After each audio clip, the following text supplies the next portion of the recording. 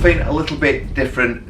We have got Richard, who is also a friend, work friend. I've worked with him for many years, and something that has caught my eye and that I wanted to feature and show you guys was his commute to work. He does have several, but this is one that he has worked on for quite some time. This bike, it's actually, what is it classed as? It's now classed, after all my many years of work, as a motorcycle. A motorcycle. It started off as a mountain bike frame, I believe. Right, okay. But now it's classed with its V5 as a motorbike, a motorcycle. Yeah, because it does actually look like a mountain bike frame. It's got a normal crankset and everything else on there. So, can you just tell us why this started? How did the project actually start? What was the thing? Well, why not? Why just pay taxes and die, eh? That's part of it, which I'll go into a little bit later. Okay. Basically, it started out, I bought my 19-year-old boy something for Christmas. Looking around, couldn't find anything, and he was always into making things. He used to make fireworks, little cannons. He had that kind of mind, my eldest lad, Ewan. So I thought, 19-year-old, he rides his bike, I'll get him a little motor. You can get these little, I think the Chinese made motors, 80cc, and you put them on your bike and you whiz away. Petrol engines. Yeah, no, I think I actually remember you actually having the engine in the box, and it was quite some time ago, wasn't it? So it was in each box for a while. Anyway, long story short, about 2 years later, I asked him about it. He did nothing with it, it was still in the box. So I asked him, can I have it? And as you saw it, it was in each box for a while. Got it out of the box, tried to mess around with it. I knew nothing about engines at the time. And there's another story there about finding the petrol strimmer on the road and getting into engines. That's maybe a story for another time. But I decided, once I got the clutch free, to put it on the bike. So there you go. I pretty much took it off him 2 years later. He did nothing with it. Got the engine off him, put it on. Originally started off on a oldie styly bike. So it's one of these with the handlebars like this. Yes. Is it Sturm the Archer? Sturm the Archer, yes. 3 gears, yeah. Started out one of them. But you've got to look out for the frame. I couldn't get the engine on the frame, and the most important part was I couldn't get the spigot, the crankshaft, whatever, onto the wheel. Okay. What's the thing with the little spikes around it? What do you call it now? Oh, the crankset. The sprocket. Oh right, what on the back? So okay. It's like a cassette. Cassette on the back. Yeah. Okay. I couldn't get it through the Sturm the Archer because there's a certain. When we're going to, we'll say. Yeah. I couldn't get it on, so you had to sack that, and I went for a normal mountain bike frame. So it started out as an actual mountain bike frame, and I got this engine off my lad. I wanted to design it to look like something called the Flying Flea. The Flying Flea. Okay. Flea. Do you want to hear about that? Yeah, of course we do. Yeah, definitely. The Flying Flea, and for any fans out there who are into Guy Martin, he did a program called Guy Martin's D-Day. Yes. So what they did, the Flying Flea was a motorcycle designed to throw out the planes for D-Day. So they're running out in crates. Wow, interesting. I designed it to look like that, and I think in a certain way it does. It's got that old kind of fashioned BSA. It was a BSA Bantam, I think, BSA Flying Flea. Right. And it's based on that. Yeah, so, very rare indeed, are they? Yeah, they come up now and again. And I've seen them for about £2,000. Okay. But I actually wanted to make something. Right. So, in essence, I had that in the back of my mind, the Flying Flea. The fact that there was an engine from my lad's birthday present doing nothing. And the fact that I stumbled across an old mountain bike frame. Right. So mesh all that together. It all sort of comes together. Yeah. And that was your path. The mother of all invention, as it were. Yeah. So. Now the thing is, I have actually noticed as well, it does have a registration plate on the back of the bike, which means it's which means it's actually road legal. And in the UK here, it's got to go through the DVLA, which is like the governing body. So can you just tell us a little bit about actually putting it through then, what's required to do so? Before I started thinking, I want to get it more towards the Flying Flea that I mentioned. It was just a normal blue mountain bike. Right. An engine. I was going up and down the road, and I thought, hang on, if the cops pull us over on this, they're going to scrap it. And I thought it was like a chicken and egg thing. I couldn't get it on the road to see if it worked. Right.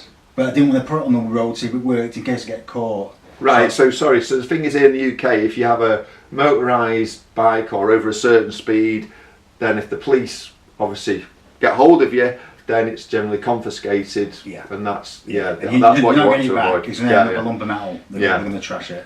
Yeah. So basically, I started looking into how I could get it road legal. An MSVA, if you think of it, is like an MOT and steroids. Okay. So what they need to make sure is that your motorcycle, car, amateur build, whatever, is road legal. Okay. So they'll go through your lights, your indicators, your horn. For the bike to become a motorcycle, it is quite a strenuous, quite an involved process. They look at your brakes, you can't have V calipers, you need disc brakes, they need to be a certain strength. Right. Right, so it's obviously hydraulic. Yeah. Okay. Hydraulic disc brake. Well, disc brakes, not hydraulic, but they need to be disc brakes. All right, okay. They even go down to, do you know your little brake levers? Yes. You need a spherical end that's got to be no less than 7 mil in diameter. Wow. It's quite involved, yeah. Right, so did it pass first time? No, it didn't, but the process, well, it was great. Right. I took it, there's only a few places that'll do an MSVA. One nearest to us is in Chadderton, near Oldham. Right. However, my mother lives near Beverley, over in East Yorkshire, and the wait list there was a lot lower. So what I basically did is, I packed her all up, put it in the back of that car, took it there, and the guy came out. He was brilliant. A guy called Steve, I won't embarrass him by telling you his second name, guy from Steve at Beverley. Early in the morning, he just come over to me and went, "Now then, you've been causing quite a bit of conversation already about this." Brilliant. So put me at ease straight away, and he said, "Let's see what we've got." Got into it's like a big hangar. Right. Got in there with all his machinery and stuff, and I thought I would never pass the emissions test. That was on my mind. But he looked at it and he said, "Right, I'll tell you now, it won't pass today because A, your tyres, and B, your brakes." Right. Now your tyres need to be motorcycle tyres. They need a dot rating on, a speed rating. Right, okay. Yeah, so you can't. So how easy was that to find? Because the wheels that you got on are 26 inch mountain bike wheels. Yeah. So to find an actual road legal tyre. One. Really? Wow. Continental. Right, okay. Yeah, I think it's a Continental KKS. Right. And we'll get the proper details to you in a Yeah, second. definitely. I'll put them in the description below if anyone's actually interested in that. So yeah, you got the tyres. So he said obviously you needed tyres and brakes. Yeah. But the emissions. The emissions, it was fine. Right. Okay. Because I mean, what actual engine is it? What size engine's on? This is advertised. These little Chinese engines are advertised as 80cc. Right. However, the displacement I've worked out. I'm looking on YouTube. There's loads of stuff out there on YouTube. Yeah. Usually in Vietnam and America, they're quite big. Right. It's not 80cc. The displacement is something like 66 cc. Okay. However, they're quite low powered. Right. Yeah, they've got a little carburetors. It's 2-stroke, Right. so it should last for ages. But they're not very powerful, as we'll discuss in a bit. Okay. Yeah, so it's pretty much it's on the V5. It's classed as an 80cc though. Right. Okay. So with this said, regards to actually road legal now, you've got the reg plate. Yeah. We're all hunky dory. We're going. So how about an MOT? Every year you're supposed to have an MOT. Yeah. Because it's classed as a new vehicle, I don't need one for the next 3 years. Okay. So after that, I will need one every. So how long have you got left until? I've got about 18 months. So we've got 18 months, and have you got any idea which garage you're going to be taking it to? Yeah, I'll take it there. A young lad called Steve Shackley. Shackley's in Mansfield. Right, brilliant. I've always taken all my motorbikes there. He's fantastic. He's a bit overworked, bless him, but hopefully they'll take it on and he'll see what I need to do to have it pass its MOT. Right. Well, one question I think that we're all wondering is how fast will it go to?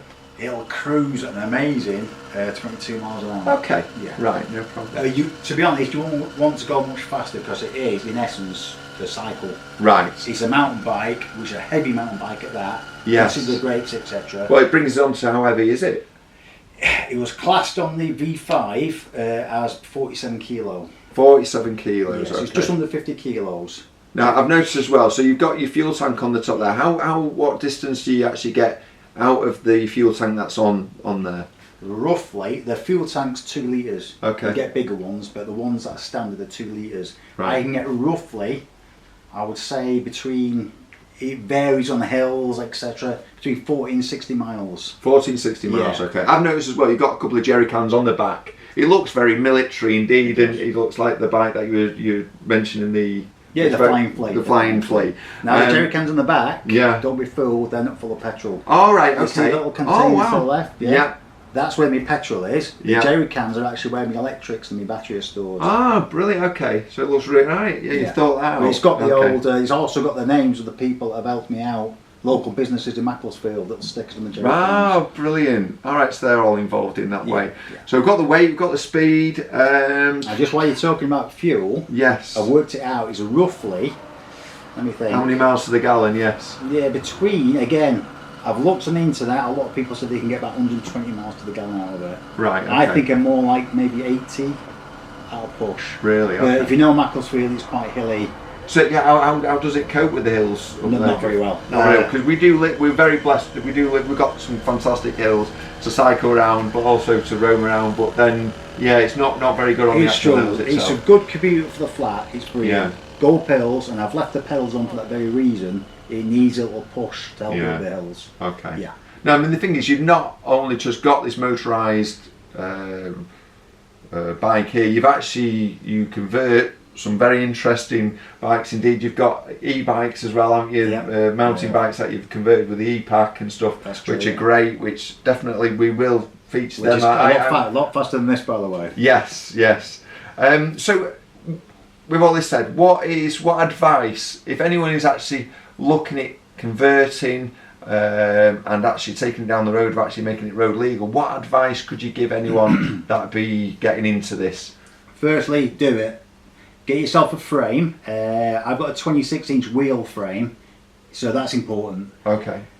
If you want to make it road legal, which you should, try and find here's the rocking horse poo part of it. Get someone to put the VIN, the number The VIN. on it. Which is the VIN? You need a vehicle identification number on your stem, your head stem, on the Okay. right side. And getting someone to do that is, if you can find someone, grab them. So what do you mean actually? What, is it engraved or is It it? needs to be engraved. I mean, I had to buy the little stamps. I had to go myself, Right, because okay. I asked 15 garages. Right. Even the lad that we know, Doug, in the job, Right. he's a mechanic, and he said to me, he went, "Babe, that is so," he said, "that is so 80s. Nobody will do it." And I asked 15 garages. They just looked to me. So I tried it, and I found a guy. He's on there, ABC Garages. He's Okay. moved now, but he's still in Mac. And he did it. An hour, half an hour later, after all his searching, bang, your bike's done, mate. And I said, "Was it hard?" He went, "The worst thing was grinding the rubbish that you'd tried." Because Really? it's like, it's not, you're not on Yeah, flat, it's not are you? flat, is it? Yeah. It's a hard surface. So if you can find a garage that'll do the VIN number, and you might have to buy the little stamps. Yeah. I think it cost me £11 off eBay. Yeah. That- Talking of cost, That's a stumbling block. so £11 off eBay. Yeah. How much approximately do you reckon that you've actually spent on this build?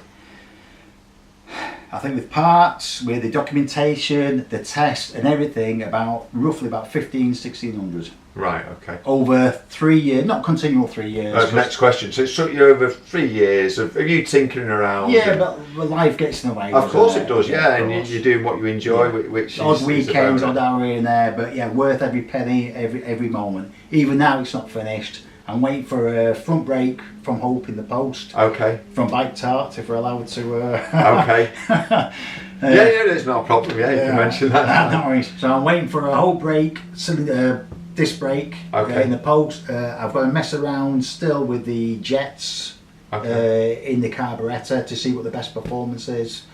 So it's a project which is road legal, but I can still add to. And do it. It's very interesting. I'm sure you get many people making comments, obviously, when you go out. Or... You cannot move for them. That's another bit of advice. If you don't like attention, don't make something like this. I tell you what, I've had one, to generalise here, women don't, my other half, bless her, she doesn't get it. She thinks it's rubbish, why do you bother, etc. Blokes, I had a homeless bloke with a dog. Yeah! Really? People just look, wow, nice vehicle, mate. I was in Sainsbury's the other day getting It's some- very individual and it's It is. thinking outside the box. isn't it? I Which think that's what it good, is. Yeah. People just come over, ask questions about it. It's Yeah, brilliant. yeah. And my wife says, "Why do you get this response from men?" And just like you said there, Yeah. I think it I'm expresses. sure there is women out there I'm as well. sure who there is. agree Yeah, with one woman's Yeah. come to me and said it was brilliant. She did like it, but mainly it's men. I think it represents. It's out the box. It's a bit of Yes. freedom. You can do it. Yeah, no, for sure. And imagination and everything Yeah. else that goes with it. So, Exactly. yeah, brilliant. And it's not insanity, is it? What it is? Well, it's not. I don't need that. No, it's basically you've put a bike. You've made your own Yes. bike. It's Yeah. individual. Well, the thing is as well, though, and you've made it. Say from an old bike as well. So you know, it's that whole recycling, all that thinking and making something different out of it. Which and is I've learned. I tell you what, Andy, I've learned so much. I knew nothing about engines. Right. I've learned so much about engines, wiring, DVLA as well. the DVLA documents. Yeah, for sure. Every stumbling block you think, I've ended here. You've got to rethink outside the box. There's ways around things, not nefarious ways, but there's a way around things to solve problems. It's been amazing. I've learned so much. I've enjoyed it, and I've told the kids. I've got 8-year-old twins, and I keep saying to them, if you can build it yourself, and they reply, you can usually fix it yourself. Yeah. And that's what I've done. Well, it's very inspiring indeed. So, well, thank you very much for coming in and showing us your bike, your motorbike. It's we could possibly get some of your e-bike conversions in, because they're interesting as well. I'll bring the e-bike over in time. Yeah. Okay. Well, thank you so much. Nice one, mate. Thanks for watching. Please like, share, and subscribe. And bye for now.